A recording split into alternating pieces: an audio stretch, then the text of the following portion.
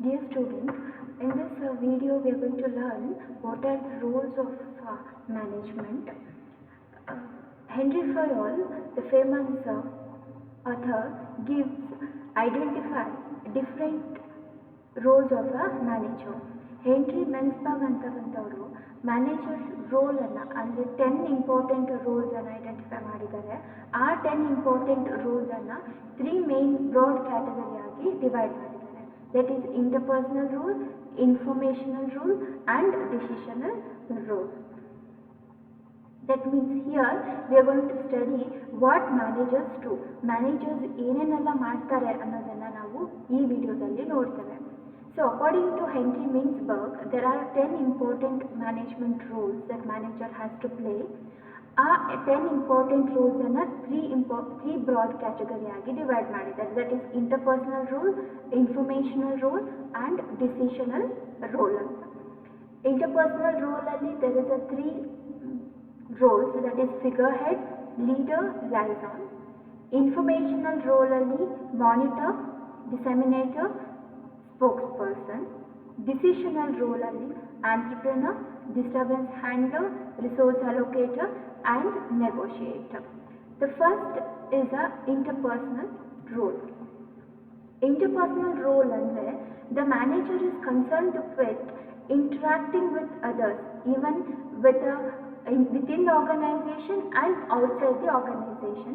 Manager ಏನು ಮಾಡಬೇಕಾಗ್ತದೆ, interact ಮಾಡಬೇಕಾಗ್ತದೆ, ಒಂದು ರಿಲೇಷನ್ಶಿಪ್ಪನ್ನು ಮೇಂಟೈನ್ ಮಾಡಬೇಕು with the organization and the persons within the organization, ಅಂದರೆ within employees, and outside the organization ಅಂದರೆ external stakeholders ಅಂತ ನಾವೇನು ಕರಿತೇವೆ.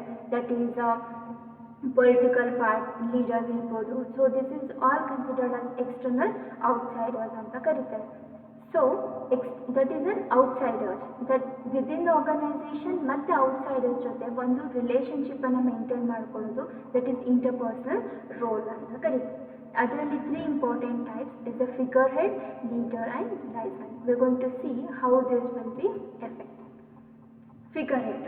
Figure head ಅಂದರೆ it includes a certain kind of they have created such kind of head ಅಂತ.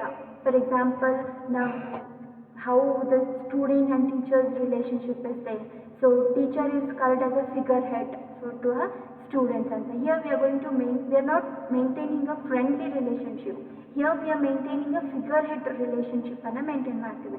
Usually ನಾವು ಆರ್ಗನೈಸೇಷನಲ್ಲಿ ಆಗಿರ್ಬೋದು ಅಥವಾ ಇವನ್ ಕಾಲೇಜಸಲ್ಲಿ they want maintain a friendly relationship with students or a friendly relationship with employees, because they are not obeying. ಏನಾದರೂ ಆರ್ಡರ್ಸನ್ನು ಕೊಟ್ಟರೆ the leaders, employees ಏನು ಮಾಡ್ತಾರೆ, they are going to take it as right. That is why the managers maintain a figure head relationship. ಇಲ್ಲಿ ಅವ್ರೇನು ಮಾಡ್ತಾರೆ, figure head ಆಗಿ ಯಾವುದಾದ್ರೂ ಒಂದು ಸೆರೆಮನೀಸ್ ಇದ್ದರೆ, ಫಾರ್ ಎಕ್ಸಾಂಪಲ್ ಎಂಪ್ಲಾಯೀಸ್ ಅಥವಾ ಯಾವುದಾದ್ರೂ ಒಂದು award functions, what ever it may be, the manager is attending as a figure head ಆಗಿ ಆ ಸೆರೆಮನೀಸನ್ನು ಸಿಂಬಾಲಿಕ್ ನೇಚರಲ್ಲಿ ಅಟೆಂಡ್ ಮಾಡ್ತಾರೆ. The next important role is a leader. That we all know that manager involves leading her subordinates, and they have to motivate them and they have to direct them for the willing and enthusiastic contributions to the organization. So that is why the manager has to play a leader role in an organization. The next important thing is a liaison role. Here, that is in a figurehead and a leader, the manager is playing a role within an organization. ಅಂದರೆ ಆರ್ಗನೈಸೇಷನಲ್ಲಿ ಸ್ಟಾಫಿನ ಜೊತೆ, ಎಂಪ್ಲಾಯೀಸ್ನ ಜೊತೆ ಮತ್ತು some of the outsiders ಮಾಡ್ತಾರೆ. But in a liaison ರೋಲಲ್ಲಿ they have created a link between an outsiders. So here they are going to maintain their manager serves as a connecting link between his organization and the outsiders, and for the external environment jothe they maintain a relationship, because yavagaadru namage necessity iddaga outsiders inda they can take a help. That is why they maintain a relationship with the outsiders. For example in an institution, educational ಇನ್ಸ್ಟಿಟ್ಯೂಷನಲ್ಲಿ ಕೂಡ liaison officers ಅಂತ ಇರ್ತಾರೆ. ಅವರು for example ಈಗ B schools ಅಥವಾ management ಇನ್ಸ್ಟಿಟ್ಯೂಷನ್ಸಲ್ಲಿ they have a liaison officer. ಅವರು ಬೇರೆ ಔಟ್ಸೈಡಲ್ಲಿ ಇರ್ತಕ್ಕಂಥ ಕಂಪನೀಸ್ನ ಜೊತೆ ರಿಲೇಷನ್ಶಿಪ್ಪನ್ನು ಮೇಂಟೈನ್ ಮಾಡ್ತಿರ್ತಾರೆ. Why? Because that helps students to for their job ಅಂದರೆ ಅವರು ರಿಕ್ರೂಟ್ಮೆಂಟಿಗೆ ಹೆಲ್ಪ್ ಆಗೋದಕ್ಕೋಸ್ಕರ, ಫಾರ್ ದ ಪ್ಲೇಸ್ಮೆಂಟಿಗೋಸ್ಕರ they have a liaison officers. The next is a informational role. So ಇಲ್ಲಿ we can say that this role is serves for a information. ಇದರ main important purpose ಏನಾಗ್ತದೆ ಅಂದರೆ information, that is giving and receiving information both within and outside the organisation ಒಳಗಡೆ ಮತ್ತು ಹೊರಗಡೆನ organisation. ಹೊರಗಡೆ ಅಂದರೆ outside the organisations they have to communicate with about the organisations. ಅದರಲ್ಲೂ ಕೂಡ ನಾವು 3 ಇಂಪಾರ್ಟೆಂಟ್ ರೋಲ್ಸನ್ನು ಕ್ಲಾಸಿಫೈ ಮಾಡ್ತೇವೆ. ಒಂದು monitor role, disseminator role and a spokesperson role. Monitor role ಅಂದರೆ here the manager is constantly collect information about those factors which affect his activities within the organization and outside the organization. ಇಲ್ಲಿ manager ಏನು ಮಾಡ್ತಾನೆ, monitor ರೀತಿ ಇನ್ಫಾರ್ಮೇಷನ್ಸನ್ನು collect ಮಾಡ್ತಿರ್ತಾರೆ. ಯಾವುದು monitor is there in colleges and one class. So he collect the informations about what are the factors which affect the organization. ಫ್ಯಾಕ್ಟರ್ಸ್ಗೆ ಏನೇನೆಲ್ಲ ತೊಂದರೆಗಳಾಗ್ತಾ ಇದೆ, ಏನೇನೆಲ್ಲ ಕಮ್ಯುನಿಕೇಟ್ ಮಾಡಬೇಕು ಅನ್ನೋದ್ರ ಬಗ್ಗೆನ ಇನ್ಫಾರ್ಮೇಷನ್ಸನ್ನು ಮ್ಯಾನೇಜರ್ ಕಲೆಕ್ಟ್ ಮಾಡ್ತಾರೆ. The next important role is a disseminator role. That is, in a monitor role alli the manager collects information, and a disseminator role alli the manager shares the information with his subordinates who may otherwise not able in a position to collect it.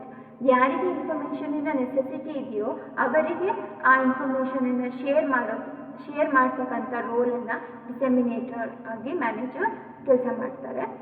Another important thing is spokespersons. Spokespersons ಅಂದರೆ ಇಲ್ಲಿ manager ಒಂದು ಆರ್ಗನೈಸೇಷನಿನ representative ಆಗಿ ಔಟ್ಸೈಡರ್ಸಿಗೆ ಈ interact about the organisation, ಅಂದರೆ organisation policies ಬಗ್ಗೆ, ಅವರ ತೆಗೆದುಕೊಂಡಿರ್ತಕ್ಕಂಥ ನ್ಯೂ ಡಿಸಿಷನ್ಸ್ ಬಗ್ಗೆ.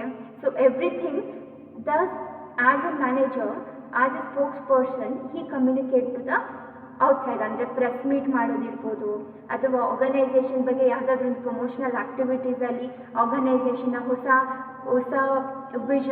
ಮಿಷನ್, ಹೊಸದಾದಂತಹ ಪಾಲಿಸೀಸ್ ಬಗ್ಗೆ, ಡಿಸಿಷನ್ಸ್ ಬಗ್ಗೆ ಹೇಳಬೇಕಾದ್ರೆ ಹಿ as a representative of the organization, he gives the information to the outside of the organizations.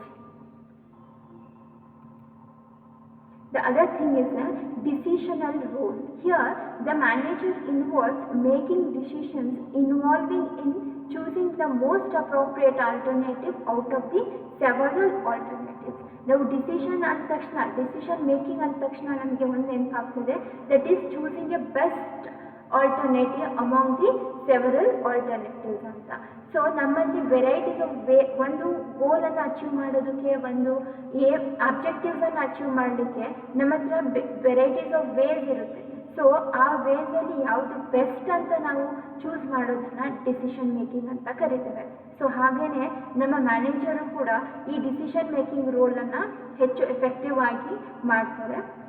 ಇದರಲ್ಲಿ 4 ಇಂಪಾರ್ಟೆಂಟ್ ರೋಲ್ಸನ್ನು ಇನ್ವಾಲ್ವ್ ಆಗಿದೆ. ಒಂದು entrepreneur, disturbance handler, resource allocator and a negotiator. Entrepreneur ಅಂದರೆ a manager assumes certain risk. ಇಲ್ಲಿ manager ರಿಸ್ಕನ್ನು involve ಮಾಡ್ಕೊಂಡಿರ್ತಾನೆ as an entrepreneur ನಾವು ಡೆಫಿನೇಷನ್ಸನ್ನು ಕೊಡಬೇಕಾದ್ರೆ he is a risk taker ಅಂತ ಕರಿತೇವೆ. ಹಾಗೆ ಮ್ಯಾನೇಜರು ಕೂಡ is a risk taker because he is a position to take a decision. ಒಂದು ಡಿಸಿಷನನ್ನು ತಗೊಳ್ತೀವಂದರೆ that decision involves a risk. So manager is a decision taker. So here he assumes certain decision which involves in terms of outcome of an action. ಆ outcome ಏನು ಬರುತ್ತೋ ಆ ರಿಸ್ಕನ್ನು bear ಮಾಡೋದು manager ಆಗಿರ್ತಾನೆ. So that is why manager is a entrepreneur. Then disturbance handler. In an organization, the environment changes most frequently. That disturbance should be handled by a manager. For example, strike irbodu, raw material shortage irbodu. So everything, this disturbance, raw material shortage ಆದರೆ the production stop ಆಗ್ಬೋದು, employees strike ಮಾಡಿದ್ರೂ ಕೂಡ production stop ಆಗ್ಬೋದು. So ಇದೆಲ್ಲ ಈ ಡಿಸ್ಟರ್ಬೆನ್ಸನ್ನು ಬರದೆ production ಪ್ರೋಸೆಸನ್ನು continuous ಆಗಿ ಮಾಡೋದು the manager. That is why he is a disturbance handler ಅಂತ ಕರಿತೇವೆ. Next important role is resource allocator. So most importantly, ನಾವು ಆರ್ಗನೈಸೇಷನಲ್ಲಿ we have to reduce the ವೇಸ್ಟನ್ನು ಕಡಿಮೆ ಮಾಡಬೇಕು. ಹಾಗೆ ಇರ್ತಕ್ಕಂಥ ರಿಸೋರ್ಸಸನ್ನು ಆಪ್ಟಿಮಮ್ ಆಗಿ ಯುಟಿಲೈಸ್ ಮಾಡಬೇಕಾಗ್ತದೆ. ಆಗ ಮ್ಯಾನೇಜರ್ ಏನು ಮಾಡ್ತಾರೆ, ಇರ್ತಕ್ಕಂಥ ರಿಸೋರ್ಸಸನ್ನು ಅಲೋಕೇಟ್ ಮಾಡ್ತಾರೆ. that the manager allocates organization resources of various types to different organizational units. Then important thing is a negotiator. A manager negotiates with various interest groups in the organizations, shareholders ಜೊತೆ ಇರ್ಬೋದು, employees ಜೊತೆ ಇರ್ಬೋದು, outsiders ಜೊತೆ ಇರ್ಬೋದು. He acts as a negotiator. For example, with the employees, he has negotiated with the compensations and the increments and the benefits which is given to the employees. So this is all most important roles of a manager. So here 10 important role will be classified in a three broad categories, that is interpersonal roles, informational roles and a decisional role. Thank you.